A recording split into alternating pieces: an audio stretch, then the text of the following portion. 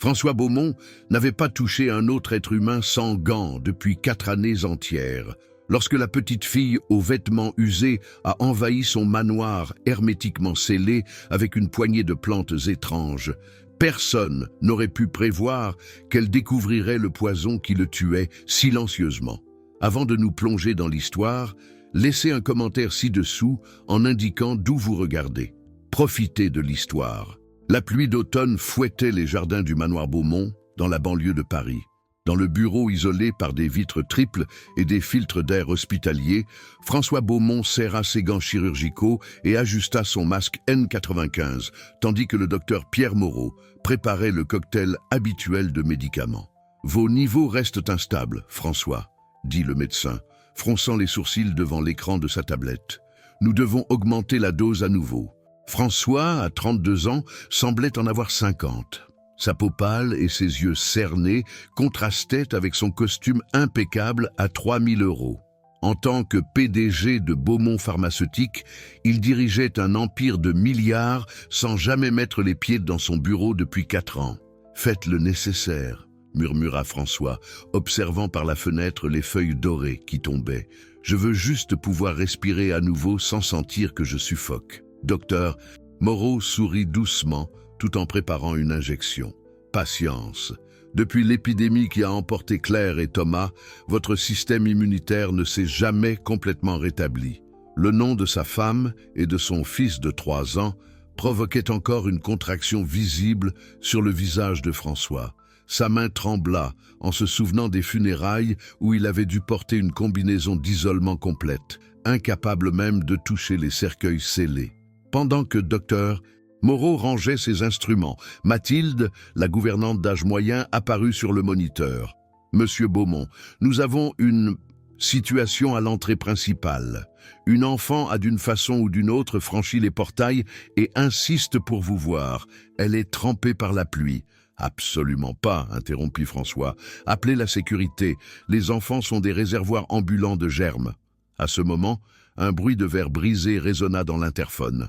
Sur le moniteur, François vit une petite silhouette traverser l'antichambre, laissant des traces mouillées sur le sol immaculé. « Mon Dieu, elle a brisé la fenêtre latérale !» s'écria Mathilde. Les gardes tentèrent de l'intercepter, mais la fillette courait dans les couloirs, sachant d'une manière ou d'une autre exactement où aller. Les caméras de sécurité captaient sa progression, tandis qu'elle évitait les hommes, agile comme un chat sauvage. François eut à peine le temps de se lever lorsque la porte de son sanctuaire personnel s'ouvrit violemment. Une fillette d'environ 8 ans, aux cheveux châtains trempés et aux énormes yeux verts, fit irruption dans la pièce. Ses vêtements étaient usés et tachés de terre, et elle portait un petit sac en toile fermement serré contre sa poitrine. « S'il vous plaît, ne me chassez pas !»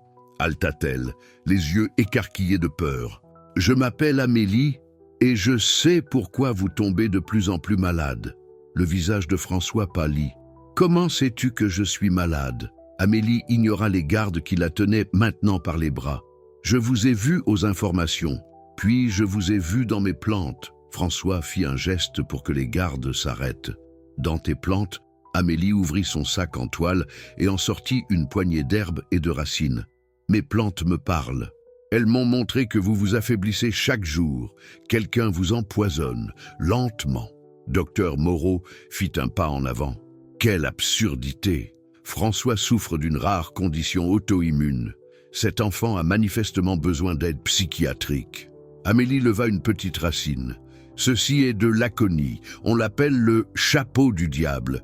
Il tue lentement, sans laisser de traces. François regarda la fillette trempée, puis le docteur Moreau, dont le visage avait pris une expression étrangement tendue. « Une nuit ?»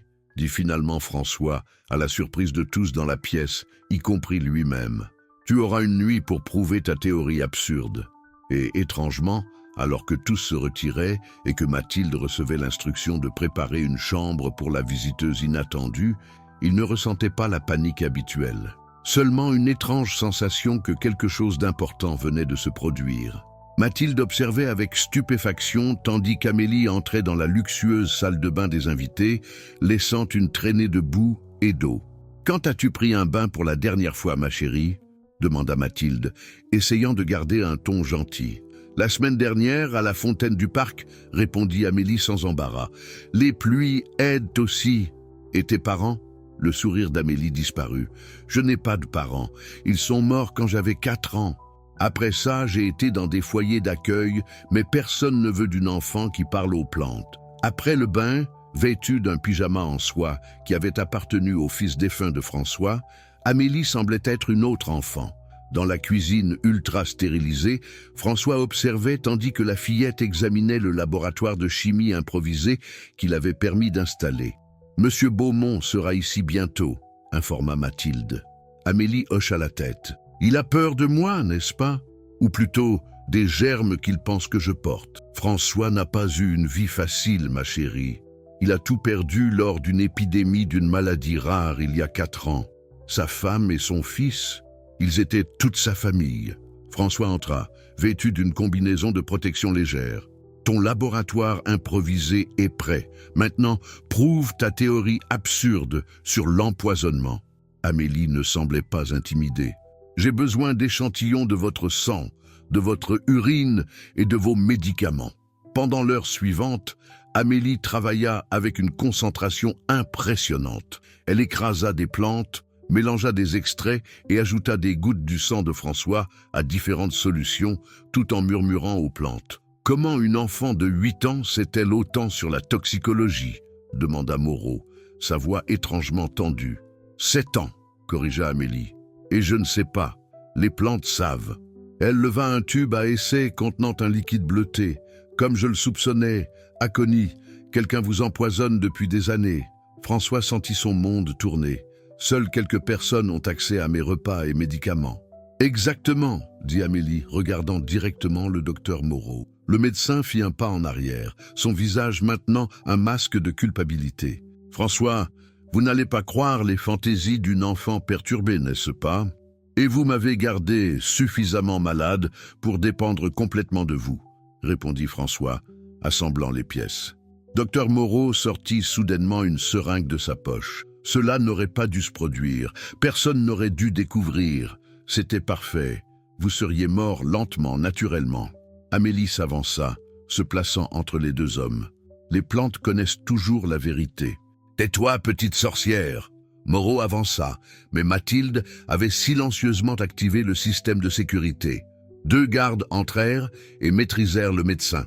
Quelques minutes plus tard, François s'assit lourdement sur une chaise, son monde complètement transformé. « Pourquoi es-tu venu à moi ?» demanda-t-il finalement. Amélie sourit. « Je ne savais pas que c'était vous, spécifiquement. Je vois simplement des personnes qui ont besoin d'aide.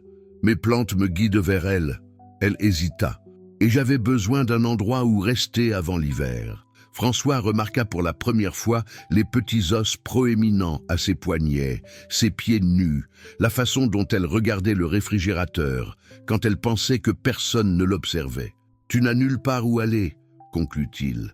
Amélie haussa les épaules, mais ses yeux trahissaient sa peur de l'avenir. François Beaumont regarda la fillette qui avait possiblement sauvé sa vie. Pendant un bref moment, il vit son propre fils, Thomas, qui aurait presque son âge maintenant.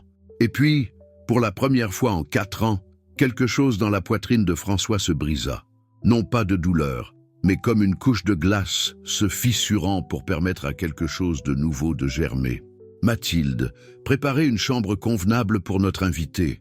Il semble qu'elle restera avec nous un certain temps. » Les premiers rayons de soleil pénétraient à travers les vitres triples du manoir Beaumont, créant des motifs dorés sur le sol immaculé.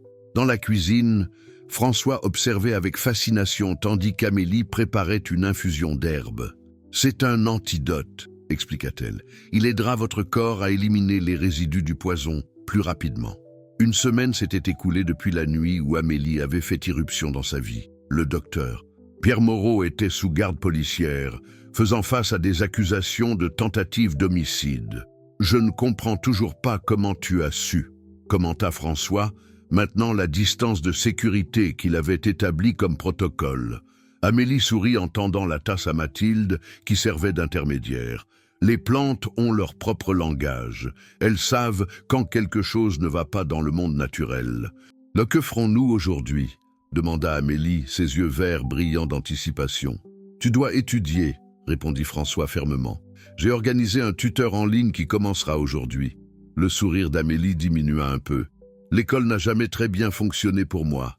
Les autres enfants pensent que je suis étrange. François ressentit une étrange piqûre dans la poitrine, de la compassion, un sentiment qu'il avait enfoui quelque part au fond de lui après la mort de sa famille. Le tuteur ne viendra que 3 heures par jour, concéda-t-il. Le reste du temps, tu pourras continuer ton travail avec les plantes. Le visage d'Amélie s'illumina. Puis-je utiliser le jardin d'hiver? Les plantes m'ont dit qu'il en existe un, fermé sur le côté et de la maison. François se figea et Mathilde laissa tomber la cuillère qu'elle tenait. Le jardin d'hiver avait été le refuge préféré de Claire, son épouse. « Comment sais-tu pour le jardin ?» demanda François, sa voix soudainement rauque. « Les plantes de la propriété s'ennuient de celles qui sont enfermées là-dedans, » répondit simplement Amélie. « Elles sont tristes et solitaires. » Après un long moment de silence, François acquiesça lentement. « Mathilde, trouvez les clés du jardin d'hiver. Il semble que cet espace aura finalement un objectif à nouveau. » Cet après-midi-là, Amélie trouva François debout devant le jardin d'hiver. À travers les portes, il pouvait voir des plantes flétries et négligées, des fougères desséchées, des orchidées mortes, des lianes tombées. Amélie se tenait à l'entrée, ses yeux verts écarquillés d'émerveillement. Elles souffrent toutes, mais elles sont encore vivantes. Elles ont juste besoin de soins et de patience. François observa tandis qu'elle parcourait le jardin, touchant doucement chaque plante. C'est beaucoup de travail. Peut-être devrions-nous recommencer à zéro avec de nouvelles plantes. Amélie se tourna vers lui, une expression sérieuse sur son jeune visage. Il est facile d'abandonner ce qui semble mort, monsieur Beaumont. Mais presque rien dans la nature n'est vraiment au-delà du sauvetage. Il faut juste la bonne personne pour voir la vie qui pulse encore en dessous. François ressentit l'impact de ses paroles comme un coup physique. Pour la première fois depuis des années, il ne détourna pas le regard lorsque ses yeux se remplirent de larmes. Ce soir-là, pendant le dîner, François surprit tout le monde en apparaissant sans son masque habituel. Il s'assit à la tête de la longue table, tandis qu'Amélie occupait l'autre extrémité, maintenant toujours la distance qu'il insistait être nécessaire. « Monsieur Beaumont, demanda soudainement Amélie, pourquoi ne touchez-vous plus les gens ?»« Parce que les gens portent des germes, répondit automatiquement François. Et les germes tuent. Mais les germes renforcent aussi, argumenta Amélie. Comme les vaccins, le corps apprend à lutter. Mon corps a perdu cette capacité, expliqua François. Après avoir perdu ma famille, mon système immunitaire ne s'est jamais rétabli. Ah, ou peut-être ne lui avez-vous jamais donné la chance de se rétablir, suggéra doucement Amélie. Les plantes m'ont appris que l'isolement prolongé affaibli ne renforce pas. Lorsque François se retira dans sa chambre, il remarqua le petit vase avec un bourgeon vert sur sa table de nuit, quelque chose qui n'était pas là auparavant. À côté, une note écrite avec une écriture enfantine. « Pour Monsieur Beaumont, c'est une plante d'aubépine. Elle renforce le cœur. Les plantes m'ont dit que vous en avez plus besoin que de médicaments. » François toucha le petit bourgeon du bout des doigts sans protection. C'était la première fois en 4 ans qu'il touchait quelque chose de vivant, sans gants. Si cette histoire touche votre cœur, laissez un like pour nous aider à atteindre plus de personnes. Nous ne sommes qu'au début de ce voyage incroyable. Continuez à regarder pour découvrir comment cette petite fille va transformer la vie de ce milliardaire. La lumière du crépuscule baignait le bureau de François tandis qu'il examinait le dossier sur sa table. Photos, rapports médicaux, dossiers de scolaire, fragments de la courte vie d'Amélie Dupont organisés chronologiquement. « Est-ce tout ce que l'enquête privée a pu rassembler ?» demanda-t-il à l'homme en costume, assis en face de lui. « Oui, monsieur Beaumont. Son historique est incohérent. Après l'accident qui a tué ses parents, elle a été placée chez une tante qui est décédée 2 ans plus tard. Le système d'adoption a pris le relais, mais il y a des périodes sans enregistrement. » François feuilleta les pages, s'arrêtant sur une photo particulière. Amélie a 5 ans, les yeux portant déjà une sagesse déconcertante. Et à propos de son prétendu don avec les plantes, l'enquêteur ajusta sa cravate. Il existe des rapports des foyers d'accueil mentionnant un comportement inhabituel. Elle prédisait apparemment des maladies, trouvait des objets perdus et, dans un cas notable, a guidé des équipes de secours vers un garçon perdu dans la forêt en disant que « les arbres ont montré le chemin ». Un doux coup à la porte interrompit ses pensées. Mathilde entra avec du thé. L'assistante sociale vient de partir. Elle semble satisfaite de l'arrangement temporaire. François acquiesça, distrait par une page spécifique du rapport. « Mathilde, vous souvenez-vous quand l'accident qui a tué ma famille s'est produit ? » « Bien sûr, monsieur, 17 octobre, il y a 4 ans. Et ici, il est dit que les parents d'Amélie sont morts le 19 octobre de cette même année. » Il regarda la gouvernante. Une étrange coïncidence, n'est-ce pas ? François feuilleta le rapport jusqu'à trouver les détails de l'accident. Ses parents revenaient de Paris quand leur voiture est sortie de la route lors d'une violente tempête. La même tempête qui a causé l'épidémie d'infection qui a emporté votre famille, compléta doucement Mathilde. François se rendit au jardin d'hiver où il trouva Amélie assise par terre, entourée de plantes en pot, leur parlant à voix basse. « Amélie, j'ai trouvé quelque chose d'intéressant aujourd'hui, sur l'accident qui a tué tes parents. » Le sourire de la fillette s'évanouit. « Dans la grande tempête, je sais. La même tempête qui a indirectement causé la mort de ma famille. Une coïncidence remarquable. » Amélie resta silencieuse un moment. Les plantes ne croient pas aux coïncidences, monsieur Beaumont. Elles voient des modèles, des connexions que les gens ignorent généralement. Et quels modèles voient-elles entre nous ? Que des pertes similaires peuvent créer des ponts invisibles, répondit-elle, ses yeux verts rencontrant les siens. Parfois, les personnes sont attirées les unes vers les autres parce que leurs douleurs résonnent à la même fréquence. François sentit sa gorge se serrer. Peux-tu vraiment parler aux plantes ou est-ce une façon d'expliquer une intuition inhabituelle ? Amélie considéra sérieusement la question. C'est plus comme ressentir. Les plantes ont une énergie, une vibration. Quand je touche une plante, je peux sentir ses marques. Elle hésita. Quand je suis arrivé ici, toutes les plantes de la propriété étaient imprégnées de votre douleur et du poison qui détruisait votre corps.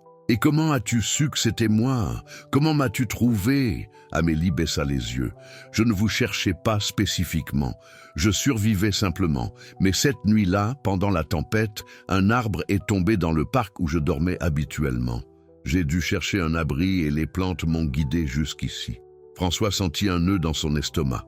Tu aurais pu mourir dans cette tempête. Beaucoup d'enfants dans les rues meurent tous les jours, monsieur. Beaumont, répondit Amélie avec une simplicité désarmante.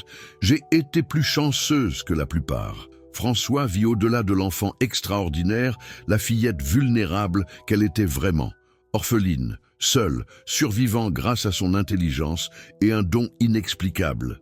J'ai apporté quelque chose à te montrer, dit-il, sortant une photographie de sa poche. Ma femme, Claire, et notre fils, Thomas. Amélie prit la photo avec précaution. Elle aimait ce jardin. Son énergie est encore ici. Pendant 4 ans, j'ai gardé cet endroit fermé, incapable d'affronter les souvenirs. Les souvenirs ne devraient pas être enfermés, dit doucement Amélie. Comme des plantes sans lumière, ils deviennent pâles et faibles. Ils ont besoin d'air et de soleil pour se renforcer. C'est ce que tu as fait pour moi. Apporter de la lumière dans des endroits que j'ai gardés dans l'obscurité pendant trop longtemps. Il y a autre chose que je dois te dire, dit finalement François. À propos du docteur Moreau et pourquoi il m'empoisonnait. Amélie le regarda avec expectative. L'enquête a découvert qu'il avait obtenu une police d'assurance à mon nom, falsifiant des documents. 200 millions d'euros qui seraient versés à une fondation qu'il contrôlait si je mourais de cause naturelle. C'est beaucoup d'argent, commenta Amélie. Oui, mais il avait aussi un autre motif. Moreau était le médecin de garde la nuit où ma famille a été emmenée à l'hôpital. L'enquête suggère qu'il aurait délibérément retardé le traitement, en particulier pour mon fils. Pourquoi ? Thomas avait un groupe sanguin extrêmement rare, le même que le fils de Moreau, qui avait besoin de toute urgence d'une greffe de moelle osseuse. La compatibilité était presque parfaite. François déglutit. Apparemment, Moreau croyait que le plus grand bien justifiait des sacrifices. Mais son fils a-t-il obtenu la greffe ? Non. Thomas est mort avant que toute procédure puisse être réalisée. Et 6 mois plus tard, le fils de Moreau est également décédé. Il m'a blâmé, croyant que j'aurais dû consentir à la greffe quand il l'a suggéré. Alors il a décidé de se venger, conclut Amélie, vous faisant souffrir lentement tout en profitant de cela. Exactement. François leva les yeux. Et il aurait réussi, sans toi. Amélie sourit tristement. Les plantes disent que la vengeance est comme du sel dans une terre fertile. Rien de sain n'en pousse. L'assistante sociale veut connaître nos plans à long terme, dit finalement François. Ton séjour ici a été approuvé temporairement, mais ils veulent une solution permanente. Le visage d'Amélie perdit un peu de son éclat. Je comprends. Vous voulez que je parte? Non, répondit immédiatement François. En fait, je pensais exactement le contraire. Pour la première fois, François vit un véritable espoir illuminer le visage de la fillette. Et à ce moment, il sut que quelque chose avait été décidé, pas seulement dans le monde rationnel des documents légaux, mais à un niveau plus profond, où des douleurs similaires avaient créé un pont invisible entre deux âmes solitaires. La neige tombait doucement sur Paris. Dans la salle de conférence de Beaumont Pharmaceutique, François ajusta sa cravate tout en observant les dirigeants réunis. Les résultats du dernier trimestre dépassent toutes les prévisions, annonça Victoria Lambert, l'élégante directrice financière d'une quarantaine d'années. La ligne d'immunosuppresseurs performe particulièrement bien. François acquiesça, essayant de maintenir sa concentration. 3 mois s'étaient écoulés depuis qu'Amélie était entrée dans sa vie.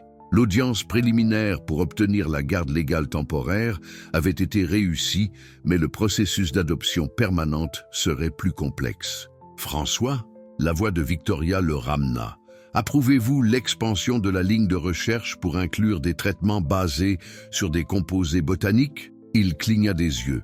Je n'ai proposé aucune recherche botanique. Le sourire de Victoria vacilla. Bien sûr que si, lors de la réunion stratégique. Il n'y a pas eu une telle réunion, dit lentement François. De quoi parlez-vous? Un silence inconfortable s'installa dans la salle. Après la réunion, François demanda à son assistant d'enquêter sur les mouvements récents de Victoria dans l'entreprise et appela Mathilde. « Comment va Amélie ?»« Très bien, monsieur. Elle est dans le jardin d'hiver avec monsieur Laurent, ayant un cours sur la photosynthèse. Je serai à la maison plus tôt aujourd'hui. Quelque chose d'inquiétant est survenu. » Son téléphone vibra avec un message de son enquêteur privé. Les registres des visiteurs du docteur Moreau en prison montrent 5 visites de VL. Au cours des 2 derniers mois, François sentit son sang se glacer. Victoria visitait Moreau. Pourquoi? En arrivant à la maison, il fut accueilli par le son des rires venant de la cuisine. Amélie et Mathilde faisaient des biscuits, toutes deux avec de la farine sur le visage. « Monsieur Beaumont !» s'exclama Amélie. « Nous avons fait des biscuits avec des herbes du jardin. Ils aident à renforcer le système immunitaire. » François sourit, admirant la transformation de la fillette. Amélie avait pris du poids, ses joues maintenant pleines et rosées. Plus impressionnant était le changement dans ses yeux, toujours anciens et sages, mais maintenant aussi fréquemment étincelants de joie enfantine. Plus tard, François partagea ses préoccupations concernant Victoria avec Mathilde. « Elle a toujours été ambitieuse », commenta Mathilde, « et considérablement proche de Pierre Moreau. » François chercha sur son ordinateur portable, son visage pâlissant. « Regardez ceci. » Mathilde se pencha pour voir une vieille photo. Victoria Lambert, plus jeune, souriait aux côtés de Pierre Moreau. Ils ont obtenu leur diplôme ensemble. Et avant d'entrer chez Beaumont Pharmaceutique, elle a travaillé dans une entreprise spécialisée dans les produits dérivés de plantes vénéneuses. « Aconite » murmura Mathilde. « Exactement. Je pense qu'il n'y a jamais eu qu'un seul conspirateur. Victoria et Moreau travaillaient ensemble. » Le lendemain matin, son assistant appela. « Monsieur Beaumont, nous avons découvert quelque chose d'inquiétant. Victoria a autorisé des investissements importants dans une entreprise appelée Nature Cure à travers plusieurs filiales. Et qui en est le propriétaire? Une holding aux îles Caïmans. Mais nous avons réussi à retracer une connexion avec Grégoire Moreau.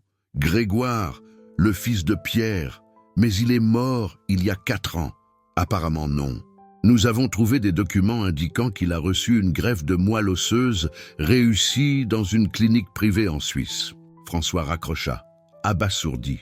Le fils de Moreau était vivant. L'homme avait menti, probablement pour renforcer son alibi. Mais comment cela se connectait-il à Victoria? Et pourquoi s'intéressait-il maintenant aux recherches botaniques? François appela immédiatement Mathilde. Où est Amélie? Dans le jardin d'hiver. Est-il arrivé quelque chose? Doublez la sécurité aujourd'hui. Ne laissez pas Amélie seule. Il entendit la sonnette à travers le téléphone. Qui est-ce? Demanda-t-il rapidement. Un moment. Oh, c'est Madame Lambert. Elle dit qu'elle doit vous parler de toute urgence. Ne la laissez pas entrer. Dites-lui que je suis en route. Monsieur, elle est déjà entrée. Elle a dit que vous l'attendiez. François sentit la panique monter. Emmenez Amélie dans la chambre sécurisée immédiatement. Utilisez le code rouge. Quand il arriva finalement au manoir, il trouva 2 gardes inconscients à l'entrée. Le cœur battant, François courut dans les couloirs, appelant Amélie et Mathilde. Le silence qui répondit était assourdissant.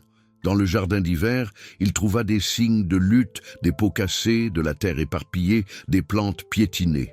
Une petite chaussure d'enfant gisait, abandonnée. Suivant les marques de terre dans le couloir, François arriva à son bureau. La porte était entr'ouverte. En la poussant lentement, il se figea devant la scène. Victoria Lambert était assise dans son fauteuil, un sourire froid sur son visage. À ses côtés, un jeune homme pâle aux yeux sombres. « Bienvenue, François, » dit Victoria. « Permettez-moi de vous présenter Grégoire Moreau. » François balaya la pièce du regard, cherchant désespérément Amélie. « Cherchez-vous votre petite sorcière ?» demanda Victoria. « Ne vous inquiétez pas, elle est en train de se reposer. Tout comme votre loyale gouvernante. Que voulez-vous? Demanda François, tremblant de colère. Victoria se leva gracieusement. À l'origine, votre entreprise, votre fortune, votre vie. Mais maintenant, elle fit un geste vers Grégoire.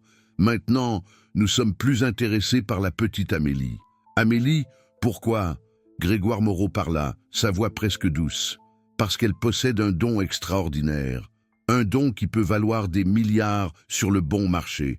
La greffe a sauvé la vie de Grégoire, expliqua Victoria, mais a laissé des effets secondaires intéressants.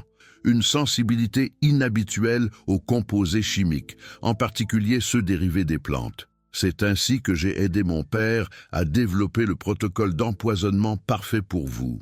Mais le don d'Amélie est beaucoup plus puissant, ajouta Victoria. Elle ne ressent pas seulement les propriétés, mais semble communiquer directement avec les plantes. Imaginez les possibilités pharmaceutiques. François sentit son sang bouillir. C'est une enfant, pas un laboratoire ambulant. Une enfant orpheline sans famille, corrigea froidement Victoria. Personne ne remarquera son absence. Où est-elle? Exigea François. Victoria sortit un petit flacon de son sac. Cette fois, ce ne sera pas un empoisonnement lent. Un composé que votre petite protégée nous a aidé à découvrir, ironiquement. Pourquoi tant de colère, Victoria? Le visage de Victoria se durcit. Grégoire n'est pas seulement mon partenaire commercial, François. C'est mon fils. François sentit comme si le sol avait disparu sous ses pieds. Votre fils? Pierre était mon mari. Nous avons divorcé quand Grégoire était petit, mais nous n'avons jamais cessé d'être une famille. Son regard devint glacial. Quand notre fils mourait, vous avez refusé de permettre à votre fils de sauver le nôtre. Et ensuite, vous avez survécu tandis que votre famille a péri. Une injustice que nous avons décidé de corriger. François vit la haine dans les yeux de Victoria. Une haine cultivée pendant des années, alimentée par une perception déformée. Vous êtes fou, fou, non. Grégoire sourit, stratégique. Avec votre mort naturelle, j'hériterai du contrôle de l'entreprise grâce aux actions que ma mère a secrètement acquises. Amélie deviendra notre atout de recherche le plus précieux. Victoria prépara la seringue, ses mouvements méthodiques. Ne vous inquiétez pas, ce sera rapide. François recula, cherchant désespérément une issue. Son regard tomba sur une petite plante dans le coin, une des nombreuses qu'Amélie avait distribuées dans le manoir. « Pensez-vous vraiment comprendre le don d'Amélie » demanda François. « Elle ne parle pas seulement aux plantes, elles lui répondent. » Victoria rit. Quel sentimentalisme idiot! Les plantes sont des organismes chimiques, rien de plus. Non, François sourit doucement. Elles sont bien plus, et elles sont partout dans cette maison maintenant, grâce à Amélie. Comme en réponse à un signal, Un bruit surgit du système de ventilation. Un son doux comme des feuilles bruissant. Le son grandit, se répandant dans les conduits, résonnant dans les murs. Grégoire pâlit. Qu'est-ce que c'est? François continua de reculer. Amélie dit que les plantes ont une mémoire. Elles absorbent l'énergie autour d'elles. Ces plantes ont été créées par elle, soignées par elle. Elles lui répondent. Le son augmenta, se transformant en un bourdonnement bas. Victoria avança avec la seringue, son visage tordu de rage. « Assez de jeu, François !» À ce moment, la porte du bureau s'ouvrit complètement, révélant Amélie debout dans le couloir, ses yeux verts brillant d'une intensité surnaturelle. À ses côtés se tenait Mathilde, un filet de sang coulant de son front, mais vivante et déterminée. « Les plantes m'ont raconté ce que vous avez fait, » dit Amélie, sa voix étrangement adulte. « Elles sentent le poison que vous portez, pas seulement dans vos seringues, mais dans vos cœurs. » Victoria recula, visiblement secouée par la présence de l'enfant. « Comment t'es-tu échappé? Les gardes vont bien, » répondit calmement Amélie. « Juste endormi, grâce au pollen spécial que j'ai cultivé dans le jardin d'hiver, le même qui circule dans le système de ventilation maintenant. » Grégoire chancela, portant sa main à sa gorge. « Mère, je ne peux pas... » Ses yeux s'écarquillèrent de panique tandis qu'il luttait pour respirer. « Qu'as-tu fait ?» cria Victoria, courant pour aider son fils. « J'ai simplement montré le danger aux plantes, » expliqua Amélie, entrant dans le bureau. Elles ont libéré un composé défensif naturel, inoffensif pour la plupart des gens, mais particulièrement puissant pour ceux ayant des sensibilités spéciales aux composés botaniques. François observait, stupéfait, tandis que Grégoire haletait et que Victoria tentait désespérément de l'aider. « Amélie !» appela François. « Nous ne pouvons pas le laisser mourir. » La fillette le regarda, ses yeux s'adoucissant. « Je ne le ferai pas, monsieur Beaumont. Les plantes ne tuent pas par vengeance. Elles protègent simplement ceux qu'elles aiment. » Elle s'approcha de Grégoire et sortit une petite feuille froissée de sa poche. « Mâchez ceci. Cela neutralisera l'effet. » Quelques instants plus tard, des gardes de sécurité firent irruption dans le bureau, suivis par des policiers. Victoria et Grégoire furent arrêtés. Tandis qu'ils étaient emmenés, Victoria regarda en arrière, ses yeux fixés sur Amélie. « Vous ne savez pas ce que vous gaspillez. Cet enfant pourrait révolutionner la médecine. Elle pourrait valoir des milliards. » François plaça un bras protecteur autour des épaules d'Amélie. « Elle vaut déjà beaucoup plus que cela pour moi. » Les premiers rayons de soleil pénétraient à travers les vitres triples du manoir Beaumont, créant des motifs dorés sur le sol immaculé. Dans l'immense cuisine, François observait avec fascination tandis qu'Amélie préparait une infusion d'herbes dans une tasse en porcelaine. « C'est un antidote », expliqua-t-elle, concentrée sur sa tâche. « Il aidera votre corps à éliminer les résidus du poison plus rapidement. » Une semaine s'était écoulée depuis la nuit où Amélie avait fait irruption dans sa vie. Le docteur Pierre Moreau était sous garde policière, faisant face à des accusations de tentative d'homicide, suite à la découverte de quantités significatives d'aconite dans son laboratoire personnel. « Je ne comprends toujours pas comment tu as su », commenta François, maintenant la distance de sécurité de 2 mètres qu'il avait établie comme protocole pour leurs interactions. Il portait encore un masque et des gants, mais avait abandonné la combinaison complète d'isolement. Amélie sourit en tendant la tasse à Mathilde, qui servait d'intermédiaire dans les échanges entre eux. Les plantes ont leur propre langage. Elles savent quand quelque chose ne va pas dans le monde naturel. Mathilde posa la tasse sur la table et recula, permettant à François de la prendre. Ces derniers jours, la gouvernante était devenue une fervente défenseur de la petite invitée après avoir surmonté son scepticisme initial. « Mademoiselle Amélie a un don extraordinaire », commenta Mathilde, observant François boire l'infusion amère sans se plaindre. « Hier, elle m'a dit que j'avais un problème au rein avant même que je ne mentionne ma consultation médicale. » François acquiesça pensivement. Les examens toxicologiques complets avaient confirmé tout ce qu'Amélie avait dit. Pendant 4 ans, il avait été lentement empoisonné par son médecin personnel et ami de confiance. « Que ferons-nous aujourd'hui ?» demanda Amélie, ses grands yeux verts brillants d'anticipation. Pour une enfant qui avait passé des années à errer dans les rues, chaque journée au manoir semblait une aventure. « Tu dois étudier », répondit fermement François. J'ai organisé un tuteur en ligne qui commencera aujourd'hui. Une enfant de ton âge devrait être à l'école. Le sourire d'Amélie diminua un peu. L'école n'a jamais très bien fonctionné pour moi. Les autres enfants pensent que je suis étrange. François ressentit une étrange piqûre dans la poitrine. De la compassion, un sentiment qu'il avait enfoui quelque part au fond de lui après la mort de sa famille. Le tuteur ne viendra que 3 heures par jour, concéda-t-il. Le reste du temps, tu pourras continuer ton travail avec les plantes. Le visage d'Amélie s'illumina. Puis-je utiliser le jardin d'hiver? Les plantes m'ont dit qu'il en existe un, fermé sur le côté est de la maison. François se figea, et Mathilde laissa tomber la cuillère qu'elle tenait. Le jardin d'hiver avait été le refuge préféré de Claire, son épouse.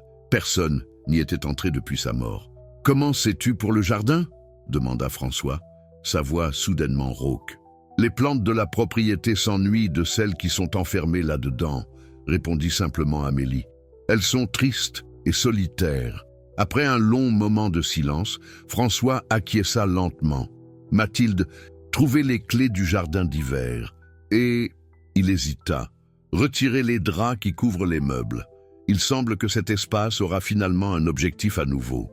Le tribunal de la famille de Paris imposait une atmosphère solennelle avec ses hauts plafonds et son bois sombre poli. François, vêtu de son meilleur costume, était assis rigidement à côté de son équipe d'avocats, essayant de projeter le calme. À ses côtés se tenait Amélie, portant une robe formelle vert émeraude. Ses petites mains tenaient fermement une plantule dans un pot, une « amie pour porter chance », comme elle l'avait expliqué. « Tous debout pour l'honorable juge Hélène Noire », annonça l'huissier de justice. La juge, une femme d'origine africaine, d'âge moyen avec des yeux perspicaces et une expression sévère, prit place et examina les documents devant elle. Affaire numéro 47892, demande d'adoption plénière d'Amélie Dupont par François Beaumont, annonça-t-elle. Je vois que nous avons une situation inhabituelle ici. L'avocat de François se leva. Votre honneur. Mon client demande l'adoption plénière de la mineure Amélie Dupont, dont il est le tuteur légal temporaire depuis 7 mois. Toutes les exigences ont été remplies et les circonstances extraordinaires de l'affaire. Je suis au courant des détails, avocat, interrompit la juge, étudiant Amélie avec intérêt. Je suis également au courant des récents événements impliquant des tentatives d'enlèvement et des allégations concernant les capacités spéciales de la mineure. Votre honneur. Avant de poursuivre, je dois aborder la pétition d'intervention présentée par le docteur Grégoire Moreau, représenté par l'avocate de l'État. François sentit son sang se glacer. Objection, votre honneur. Le docteur Moreau est actuellement sous enquête pour de multiples accusations criminelles. Objection notée, répondit calmement la juge. Cependant, le docteur Moreau n'a pas été condamné et conserve ses droits légaux. Son avocate est présente pour présenter des preuves. François vit, au dernier rang du tribunal, Grégoire Moreau les observant avec un sourire contenu. « Votre honneur !» commença l'avocate. « Nous avons des preuves qui suggèrent que la mineure Amélie Dupont possède des capacités extraordinaires qui nécessitent une étude scientifique. Le docteur Moreau, en tant que chercheur, offre une supervision dans une installation appropriée. »« C'est absurde !» protesta l'avocat de François. Ils essaient d'obtenir la garde de la mineure à des fins d'expérimentation. La juge leva la main. Suggérez-vous que l'enfant souffre d'une condition médicale nécessitant une intervention? Exactement, votre honneur. Nous croyons qu'Amélie Dupont souffre d'une rare condition neurologique qui cause des hallucinations liées aux plantes, possiblement exacerbées par le traumatisme. Cette condition, si elle n'est pas traitée, peut représenter un danger. Amélie serra son petit pot, des larmes dans les yeux. « Ils mentent, chuchota-t-elle. Ils veulent me faire paraître folle. » La juge examina les documents. « Monsieur Beaumont, étiez-vous au courant de ces rapports ?» François se leva. « Votre honneur, je suis conscient qu'Amélie possède une connexion extraordinaire avec le monde naturel. Qu'il s'agisse d'une condition médicale, d'un don spécial ou d'une intuition exceptionnelle. C'est une partie intégrante de qui elle est. Et cela n'a jamais représenté un danger, au contraire. Cela a sauvé ma vie et potentiellement beaucoup d'autres. » La juge leva la main. « J'aimerais entendre la mineure elle-même. » Amélie Dupont, peux-tu t'approcher s'il te plaît ?» Amélie s'approcha de l'estrade, tenant toujours son pot. « Amélie, comprends-tu ce qui se passe aujourd'hui ?»« Oui, madame, Monsieur Beaumont veut m'adopter officiellement, être mon père pour toujours. Et c'est ce que tu veux ?» Amélie acquiesça avec emphase. Plus que tout au monde, la juge se pencha. « Certains disent que tu as un don spécial pour parler aux plantes. D'autres disent que tu as une condition médicale. Qu'en penses-tu » Amélie regarda sa plantule. « J'ai toujours pu sentir des choses dans les plantes que d'autres personnes ne peuvent pas. Je ne sais pas si c'est un don ou autre chose, mais je sais que je ne suis pas malade ou folle. » Ses yeux rencontrèrent ceux de la juge. Les plantes ont leur propre langage. Elles communiquent à travers la chimie, les vibrations, l'énergie. Je comprends simplement ce langage. Et cette compréhension a-t-elle blessé quelqu'un? Non, elle a seulement aidé. Elle a aidé à sauver Monsieur Beaumont du poison. Elle a aidé à trouver une contamination dans le parc. Elle a aidé à protéger notre maison quand des hommes méchants sont venus. À ce moment, la porte arrière du tribunal s'ouvrit et Mathilde entra, accompagnée par Marcel Laurent, le tuteur d'Amélie. « Votre honneur, annonça Marcel. Je suis le docteur Marcel Laurent, spécialiste en botanique à l'université de la Sorbonne. Je demande la permission de présenter des preuves. » Marcel déposa un dossier sur la table de la juge. « J'ai été le tuteur d'Amélie pendant les 6 derniers mois, documentant ses interactions avec les plantes. Initialement sceptique, j'ai été forcé de reconsidérer mes positions scientifiques. » Il montra à la juge une série de graphiques. Voici des tests d'analyse chimique réalisés avant et après qu'Amélie ait interagi avec des plantes malades. Les changements dans la composition biochimique sont cohérents et mesurables, quelque chose qu'aucun enfant ne pourrait falsifier. La juge examina les données avec un intérêt croissant. De plus, continua Marcel, Amélie a démontré une capacité à identifier des plantes vénéneuses avec 100% de précision dans des tests à l'aveugle, à détecter une contamination à des niveaux inférieurs aux limites des instruments commerciaux et à prédire des floraisons avec une exactitude statistiquement impossible. Grégoire Moreau se leva soudainement. « C'est une farce, Laurent est employé par Beaumont. » La juge frappa avec son marteau. « Monsieur Moreau, vous n'avez pas la permission de parler. Une autre interruption et vous serez expulsé. » À ce moment, les petites plantes décoratives de la salle commencèrent à bouger subtilement. La plante dans le pot d'Amélie fleurit devant les yeux de tous, ouvrant de petites fleurs blanches qui n'étaient pas là auparavant. Grégoire s'avança vers la juge. « Vous voyez, elle le fait maintenant. C'est une aberration qui doit être étudiée. » Les gardes se déplacèrent pour le contenir, mais il était étonnamment agile. D'un geste rapide, il sortit un flacon de sa poche et le brisa sur le sol. Une vapeur verdâtre commença à se répandre. « Si je ne peux pas l'avoir, personne ne l'aura !» cria-t-il. « Ce composé attaque le système nerveux en quelques minutes. » La panique éclata dans la salle. Les gens coururent vers la sortie tandis que la vapeur se répandait. François sauta par-dessus la barrière et courut vers Amélie qui restait étrangement calme. « Amélie, nous devons sortir d'ici !» cria-t-il, la prenant dans ses bras. Mais Amélie secoua la tête. « Les plantes peuvent aider, elles peuvent nettoyer l'air. » À l'étonnement de François, elle plaça la petite plante qu'elle tenait sur le sol et ferma les yeux, se concentrant intensément. Les plantes décoratives de la salle commencèrent à s'agiter plus vigoureusement, leurs tiges s'étirant comme si elles respiraient profondément. « Je leur demande d'absorber le poison, » expliqua Amélie, sa voix tendue par l'effort. « Mais il est très fort, elle pourrait ne pas résister. » François observa, émerveillé, tandis que la vapeur verte semblait être attirée vers les plantes, qui commençaient à se flétrir visiblement en l'absorbant. « Ça fonctionne, » murmura-t-il, « mais les plantes sont en train de mourir. »« Elles se sacrifient, » dit Amélie, des larmes coulant sur son visage, comme de vrais amis le feraient. En quelques minutes, l'air était à nouveau propre, mais les plantes de la salle étaient complètement flétries, tiges noircies, feuilles tombées, apparemment mortes. Grégoire Moreau, qui avait été maîtrisé par les gardes, regardait la scène avec un mélange d'horreur et de fascination scientifique. Impossible, murmura-t-il. Les plantes ne peuvent pas, elles n'ont pas de volonté propre. Amélie s'agenouilla près de ses amis tombés, les touchant doucement. Merci, chuchota-t-elle. À la surprise de tous, une des plantes mortes trembla légèrement, un petit bourgeon vert émergeant de sa tige noircie. Elles me disent qu'elles ne sont pas vraiment mortes, dit Amélie, souriant à travers les larmes. Juste endormies, en train de récupérer. Comme je l'ai dit, monsieur Beaumont, presque rien dans la nature n'est vraiment au-delà du sauvetage. La juge noire, qui était restée à son siège pendant tout l'incident, regarda la scène avec un étonnement évident. Après un long moment de silence, elle frappa avec son marteau. « Ce tribunal a vu aujourd'hui quelque chose qui transcende notre compréhension habituelle, » déclara-t-elle. « Mais une chose est parfaitement claire.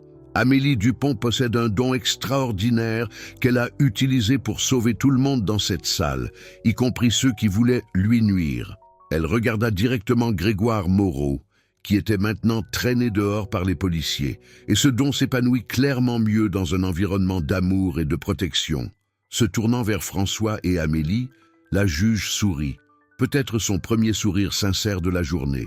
Considérant les circonstances exceptionnelles de cette affaire et le lien évident entre le demandeur et la mineure, ce tribunal accorde la demande d'adoption plénière. Monsieur Beaumont, à partir de ce moment, vous êtes légalement le père d'Amélie Beaumont.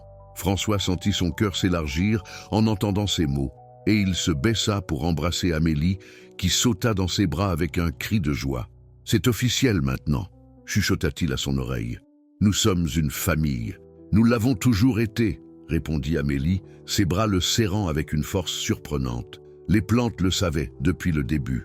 Le printemps était arrivé à Paris avec toute sa force, transformant les jardins du manoir Beaumont en un spectacle de couleurs et de vie qui attirait des visiteurs de toute la ville. L'ancien complexe isolé et stérile était devenu un lieu de beauté et de renaissance grâce aux mains habiles d'une petite jardinière. François était sur la terrasse, prenant son petit déjeuner. En plein air, sans masque, sans gants, une transformation aussi remarquable que celle de la propriété autour de lui. Une année s'était écoulée depuis qu'Amélie avait fait irruption dans sa vie cette nuit orageuse, et 6 mois depuis l'audience dramatique d'adoption qui les avait officiellement rendus père et fille. « Bonjour, papa !» appela Amélie, courant sur la pelouse. À 8 ans maintenant, elle avait fleuri autant que ses plantes. Son visage, autrefois mince et pâle, brillait de santé, et son petit corps avait perdu la fragilité de dénutrition qu'elle avait portée si longtemps. « Bonjour, petite fleur », répondit François, souriant en utilisant le surnom qui était devenu naturel entre eux. « Prête pour le grand jour ?» Amélie acquiesça avec enthousiasme. Marcel a dit qu'il amènerait toute l'équipe de recherche de la Sorbonne. Ils n'ont jamais rien vu de tel que ce que nous cultivons ici. Le projet d'Amélie et Marcel Laurent avait commencé comme une simple expérience avec des plantes médicinales dans le jardin d'hiver. Maintenant, il occupait toute une serre à l'arrière de la propriété, une installation de recherche de pointe financée par Beaumont Pharmaceutique. Victoria et Grégoire Moreau avaient été condamnés à de longues peines de prison pour de multiples charges, y compris tentative d'homicide et conspiration. Mais leur idée sur le potentiel pharmaceutique des capacités d'Amélie n'était pas totalement erronée. Seule leur approche et leurs intentions étaient perverses. Sous la supervision protectrice de François et l'orientation scientifique de Marcel, Amélie avait commencé à explorer ses capacités de manière structurée et éthique. Le résultat était une ligne prometteuse de médicaments botaniques qui pourraient révolutionner le traitement de diverses maladies. « Mathilde a préparé ta robe spéciale pour la présentation », commenta François, observant sa fille avec fierté. « Et rappelle-toi, tu dois seulement montrer ce avec quoi tu te sens à l'aise de partager. Pas de pression. » Amélie sourit. « Je ne suis pas nerveuse, papa. Les plantes m'aideront, comme toujours. » 1 heure plus tard, la serre était remplie de scientifiques, d'exécutifs pharmaceutiques et de quelques journalistes sélectionnés, tous obligés de signer des accords rigoureux de confidentialité. François avait été extrêmement prudent pour protéger Amélie de l'exploitation ou de la publicité excessive. Marcel Laurent, maintenant directeur du département de botanique intégrative nouvellement formé chez Beaumont Pharmaceutique, fit les présentations formelles. Mesdames et messieurs, ce que vous verrez aujourd'hui défie nos compréhensions conventionnelles de la communication entre espèces. La jeune Amélie Beaumont possède une capacité extraordinaire que, grâce à une méthodologie scientifique rigoureuse, nous avons réussi à documenter et partiellement à comprendre. François observait avec fierté, tandis qu'Amélie marchait entre les rangées de plantes expérimentales, touchant occasionnellement une feuille ou chuchotant à un bourgeon. Pour un observateur occasionnel, cela pouvait sembler n'être qu'une enfant qui joue, mais les instruments sophistiqués autour captaient des changements biochimiques, des variations électriques dans les plantes et des altérations dans la composition de l'air, tous directement corrélés avec les interactions d'Amélie. « Voici le projet Renaissance », expliqua Amélie, sa voix claire et confiante, étonnamment mature pour son âge. Nous travaillons avec des plantes qui développent des composés pour traiter des conditions auto-immunes, comme celles que mon père croyait avoir. Il y eut un murmure appréciateur de l'audience. L'histoire de François, le milliardaire reclus empoisonné par son médecin, sauvé par une enfant orpheline qu'il avait ensuite adoptée, était devenue légendaire dans les cercles d'affaires, malgré ses efforts pour maintenir sa vie privée. Le plus intéressant, continua Marcel, est que les plantes, sous les soins d'Amélie, produisent des composés à des concentrations significativement plus élevées et plus pures que n'importe quelle méthode conventionnelle de culture pourrait atteindre. C'est comme si elles répondaient à un niveau de communication qui transcende notre compréhension actuelle. Un des scientifiques leva la main. « Avez-vous réussi à isoler le mécanisme de cette communication ?» Marcel sourit. Partiellement. Nous détectons des modèles de champs électromagnétiques uniques quand Amélie interagit avec les plantes. Mais il y a des composantes qui nous échappent encore. Comme tout processus naturel complexe, nous grattons à peine la surface. Et quelles sont les applications commerciales immédiates ? Demanda un exécutif pharmaceutique. François fit un pas en avant. Le premier médicament dérivé du projet Renaissance entrera en essai clinique le mois prochain. Un traitement pour l'arthrite rhumatoïde avec des effets secondaires minimaux. Mais le véritable potentiel va bien au-delà. Nous redécouvrons des connaissances anciennes sur les plantes médicinales, mais avec une précision scientifique moderne. Pendant que la présentation continuait, François observait sa fille interagir avec les plantes et les scientifiques avec une égale aisance. Qui aurait pu imaginer que cette petite silhouette tremblante et trempée qui avait envahi sa maison deviendrait non seulement le centre de sa vie, mais potentiellement une révolutionnaire dans la médecine botanique. Plus tard, lorsque les visiteurs étaient partis et que le manoir était à nouveau calme, François trouva Amélie dans le jardin d'hiver, l'endroit où tout avait vraiment commencé. L'espace autrefois abandonné débordait maintenant de vie, un témoignage du pouvoir de renouvellement. « Tu as été incroyable aujourd'hui », dit-il, s'asseyant à côté d'elle sur un banc de pierre. Amélie le regarda, ses yeux verts pénétrants. « Les plantes sont heureuses d'aider les gens.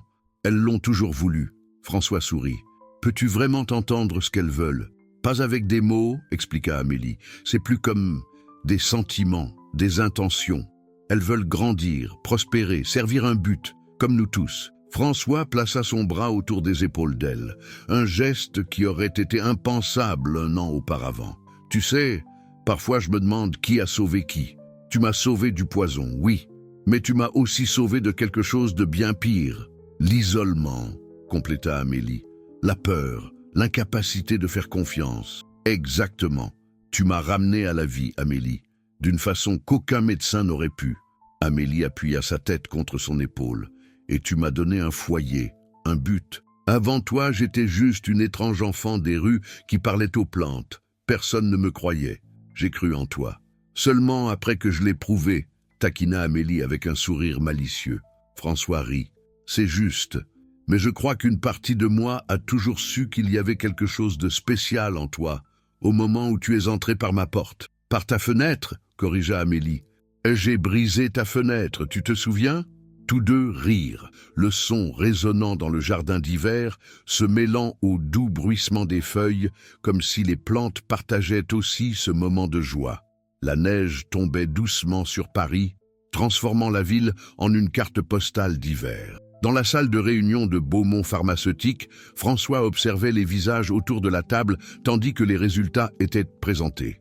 Les essais cliniques de phase 3 ont été conclus avec succès, annonça le directeur médical. Renuplantin a démontré une efficacité supérieure à tous les traitements existants pour l'arthrite rhumatoïde avec un profil de sécurité sans précédent.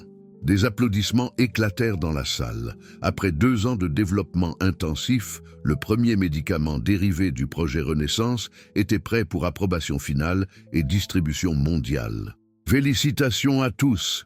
dit François lorsque l'enthousiasme diminua, particulièrement au docteur Laurent et son extraordinaire équipe, et bien sûr à notre plus jeune collaboratrice qui, malheureusement, ne peut pas être ici aujourd'hui parce qu'elle est à l'école comme il se doit. Des rires doux parcoururent la salle. Amélie, maintenant âgée de 9 ans, était devenue une légende dans l'entreprise, la fillette qui parlait aux plantes et avait aidé à créer une révolution médicale. François avait été inflexible, cependant, sur le fait que son éducation et son enfance normale devaient de passer en premier, limitant rigoureusement sa participation au projet à quelques heures par semaine. Après la réunion, François trouva Marcel dans le couloir. « Nouvelle de la prison », dit discrètement Marcel, lui tendant une enveloppe. « J'ai pensé que vous voudriez savoir. » François examina le contenu. Un rapport de l'équipe juridique. Pierre Moreau était mort en prison de cause naturelle. Victoria et Grégoire continuaient de purger leur peine, mais tous leurs recours légaux avaient été épuisés. « C'est terminé alors », murmura François. « Enfin. Allez-vous le dire à Amélie à propos de Moreau ?» François réfléchit un moment. « Oui, nous ne nous cachons pas de vérité, même les difficiles, mais pas aujourd'hui. Aujourd'hui est pour la célébration. » Ce soir-là, le manoir Beaumont était éclairé et chauffé contre le froid de l'hiver. Dans le grand salon, autrefois rarement utilisé, une petite fête de célébration réunissait l'équipe centrale du projet Renaissance et quelques amis proches. Amélie, portant une robe verte qui mettait en valeur ses yeux, se déplaçait avec confiance parmi les invités, expliquant avec enthousiasme à un petit groupe comment elle avait aidé à identifier les bonnes plantes pour le médicament. Les fougères de Paris ont des propriétés différentes de celles de n'importe où ailleurs, expliquait-elle avec l'autorité d'une petite professeure. C'est à cause du sol unique de la région et de l'histoire qu'elle porte. François observait de loin, émerveillé par la transformation complète de la fillette timide et dénutrie qu'il avait connue 3 ans auparavant. Amélie fréquentait maintenant une école privée où elle excellait académiquement, avait des amis, participait à des activités extrascolaires, une vie normale d'enfant, complétée par son don extraordinaire. Mathilde s'approcha de lui, offrant une coupe de champagne. « Elle est remarquable », commenta la gouvernante suivant le regard de François. « Et vous aussi, dois-je ajouter. » François leva un sourcil. « Moi, qu'ai-je fait à part avoir eu la chance de la trouver ?» Mathilde sourit. « Vous vous êtes ouvert, vous avez pris des risques, vous avez fait confiance à nouveau. Ce n'était pas facile pour l'homme que j'ai connu il y a 3 ans, celui qui ne pouvait pas toucher un autre être humain sans gants triples. » François regarda ses mains nues, un symbole constant de son voyage. « Elle m'a appris que l'isolement n'est pas une protection, c'est juste un type différent de mort. » Mathilde acquiesça. « Et maintenant, grâce à ce nouveau médicament, vous deux sauverez des milliers de vies. Des millions, si les autres composés en développement fonctionnent comme nous l'espérons, » ajouta François. Amélie avait raison à propos de la sagesse des plantes. Elles ont des solutions qui ont été devant nous pendant des millénaires, attendant simplement que nous apprenions à écouter. La musique commença à jouer et Amélie courut vers François. « Papa, première danse, tu l'as promis !» François rit, posant sa coupe et prenant la main de sa fille. « Comment pourrais-je oublier, bien que je doive t'avertir que je n'ai pas dansé en public depuis, eh bien, jamais. »« Alors il est plus que temps !» déclara Amélie avec la logique implacable d'une enfant. Tandis qu'ils évoluaient dans le salon, François remarqua comment les invités observaient avec des sourires d'admiration, non pas pour le puissant PDG ou l'enfant prodige, mais pour le simple spectacle d'un père dansant avec sa fille. Amélie leva les yeux, ses yeux brillants. « Es-tu heureux, papa? Vraiment ?» François considéra la question avec le sérieux qu'elle méritait. « Oui, » répondit-il honnêtement. « Plus heureux que je ne pensais possible à nouveau. » Amélie acquiesça, satisfaite. « Les plantes m'avaient dit que ce serait ainsi, le premier jour, quand elles m'ont guidé vers toi. » François la fit tourner dans un mouvement maladroit qui les fit tous deux rire. « Alors, dois-je remercier les plantes de t'avoir amené à moi? »« Non, » répondit Amélie avec ce mélange unique de sagesse enfantine et d'intuition profonde. « Les plantes ont seulement montré le chemin. Nous deux avons dû choisir de le parcourir. 5 ans plus tard, le campus de l'Université de la Sorbonne était éblouissant dans ses couleurs d'automne. Des arbres centenaires exhibant des feuillages dorés, rouges et orangés. Dans le petit amphithéâtre extérieur du département de botanique, un public attentif écoutait la plus jeune conférencière jamais invitée pour la prestigieuse série de conférences du Bois. Amélie Beaumont, à 14 ans, émanait une confiance sereine en discutant des résultats de son plus récent projet de recherche, une étude sur la communication entre plantes à travers des réseaux de mycorhizes, les champignons souterrains qui connectent les systèmes racinaires. Au premier rang, François Beaumont observait sa fille avec une fierté incontenue. Le temps avait été clément avec lui. À 41 ans, il paraissait plus jeune qu'à 32, quand Amélie l'avait trouvé. La pâleur maladive et les yeux hantés avaient cédé la place à un visage sain et détendu, occasionnellement marqué par des lignes de rire. La révolution dans notre compréhension des systèmes biologiques n'est pas seulement dans les laboratoires, concluait Amélie sa conférence, mais dans notre volonté d'écouter des formes d'intelligence et de communication qui ne reflètent pas les nôtres. Les plantes ont développé des solutions à des problèmes complexes pendant des millions d'années avant que nous n'existions. Elles sont, à bien des égards, nos ancêtres et nos plus anciennes enseignantes. Des applaudissements enthousiastes suivirent la conclusion. Durant la session de questions-réponses, une jeune étudiante leva la main. « Tout le monde connaît ton incroyable histoire avec ton père adoptif et comment cela a mené à la ligne Renew Plant de médicaments qui ont sauvé des millions de vies, » commenta l'étudiante. « Mais ce que peu de gens savent, c'est comment tu as découvert ton don. Es-tu né avec ou quelque chose de spécifique s'est-il produit ?» Amélie échangea un regard avec François avant de répondre. C'était une question qu'ils avaient discutée de nombreuses fois au fil des ans. « Je crois que nous naissons tous avec une connexion naturelle au monde qui nous entoure, » répondit soigneusement Amélie. « Certaines personnes sont naturellement plus en phase avec les animaux, d'autres avec les systèmes mécaniques, d'autres avec les émotions humaines. Ma connexion avec les plantes a toujours existé, mais a été renforcée par le traumatisme et la nécessité. » Elle fit une pause, considérant combien partagé. Après avoir perdu mes parents biologiques, les plantes sont devenues mes compagnes les plus constantes. Quand tu es seul, tu apprends à écouter des voix que d'autres ignorent. Et quand ta survie en dépend, tu fais vraiment attention. La réponse résonna avec l'audience, provoquant un autre moment d'applaudissement. Après la conférence, François et Amélie marchèrent dans les jardins botaniques de la Sorbonne, profitant de l'air frais d'automne. À leur côté marchait Marcel Laurent, maintenant professeur titulaire et partenaire de recherche de longue date. « Ta présentation était exceptionnelle », commenta Marcel. « Les données sur la communication d'alerte de danger entre espèces non apparentées sont particulièrement révolutionnaires. » Amélie sourit. « Les plantes l'ont toujours su. Nous commençons à peine à développer des instruments suffisamment sensibles pour détecter ce qu'elles disent. » François observait l'interaction, émerveillé comme toujours par l'équilibre parfait d'Amélie, une adolescente normale à bien des égards, intéressée par la musique, les amis et les drames typiques du collège, mais aussi une scientifique remarquable dont l'intuition unique aidait à révolutionner des domaines entiers d'études. « Je pense qu'il est temps de vous montrer à tous les deux, » dit Marcel, se dirigeant vers un petit bâtiment de recherche.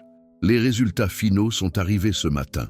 Dans le laboratoire climatisé, Marcel les conduisit dans une salle isolée où plusieurs plantes poussaient sous des lumières spéciales. Au centre se trouvait un spécimen particulièrement impressionnant, une plante robuste avec un feuillage dense et de délicates fleurs blanches. C'est la Théasophia beaumontiae, annonça Marcel avec un sourire. La commission taxonomique a approuvé officiellement le nom hier. Amélie s'approcha de la plante, les yeux écarquillés. Vous avez nommé une espèce entièrement nouvelle en notre honneur. Pas seulement cela, continua Marcel. C'est la première plante médicinale développée par collaboration directe avec Communication Plante Humaine. Les tests confirment que ses propriétés pour le traitement de la démence surpassent tout ce qui existe dans la littérature médicale. Et comme tu l'avais prédit, sans effet secondaire significatif. François toucha doucement l'une des feuilles de la plante. Cela semble approprié d'une certaine façon. Une nouvelle espèce pour symboliser de nouveaux départs. Et des ponts entre des mondes que nous pensions séparés, ajouta Amélie. Plus tard, ce jour-là, père et fille visitèrent un lieu spécial, le petit cimetière où Claire et Thomas Beaumont avaient été enterrés 9 ans auparavant. C'était une tradition annuelle pour eux, une manière d'honorer le passé tout en célébrant le présent. Amélie plaça des fleurs fraîches sur les tombes, pas des fleurs de fleuriste, mais des espèces spéciales qu'elle avait elle-même cultivées dans le jardin d'hiver. François observa silencieusement tandis qu'elle parlait doucement aux plantes, les positionnant avec soin. « Que leur dis-tu » demanda-t-il finalement. Amélie se leva, ajustant une dernière branche. « Je leur demande d'emporter nos souvenirs et notre amour à Claire et Thomas, qu'ils sachent que nous allons bien, que nous nous sommes trouvés l'un l'autre et avons formé une nouvelle famille. Penses-tu qu'ils peuvent le sentir, d'une façon ou d'une autre » demanda François. Ce n'était pas une question sceptique, mais sincèrement curieuse. Amélie lui donna un regard qui mélangeait la sagesse ancienne qu'elle avait toujours portée avec l'intelligence analytique qu'elle avait développée au fil des années d'études. La science nous dit que l'énergie n'est jamais vraiment perdue, seulement transformée. Les molécules qui formaient Claire et Thomas font maintenant partie du sol, des plantes, de l'air. Donc oui, d'une certaine façon, ils sont connectés à tout cela. Elle fit un geste large vers le monde environnant. Les plantes comprennent cela mieux que nous. Elles ne voient pas la mort et la vie comme des opposés, mais comme des parties du même cycle continu. François sentit des larmes dans ses yeux, non pas de douleur, comme dans les premières années après la perte, mais d'une compréhension plus profonde. C'est une belle façon de penser à cela. Amélie prit sa main. Ce n'est pas seulement beau, c'est vrai. Les connexions entre tous les êtres vivants sont réelles, papa. Je les ressens tous les jours. Et la connexion la plus forte que j'ai jamais ressentie, c'est quand tu as ouvert ta porte et ton cœur à une étrange petite fille trempée qui a brisé ta fenêtre. François rit à travers les larmes, l'embrassant. La meilleure effraction de l'histoire. Tandis qu'ils marchèrent vers la voiture, François réfléchissait au voyage extraordinaire qu'ils avaient partagé. D'un homme brisé, isolé du monde, à un père épanoui. D'une enfant orpheline et solitaire à une jeune scientifique révolutionnaire. D'étranger à famille, Amélie lui avait appris que les vraies connexions ne peuvent pas être bloquées par des murs, des gants ou la peur. Que la vulnérabilité n'est pas une faiblesse, mais la seule porte vers des relations authentiques. Et que parfois, l'antidote au poison le plus mortel, qu'il soit littéral ou métaphorique, vient sous les formes les plus inattendues. Je pense à postuler à l'école polytechnique pour l'université, commenta Amélie, tandis qu'ils entraient dans la voiture.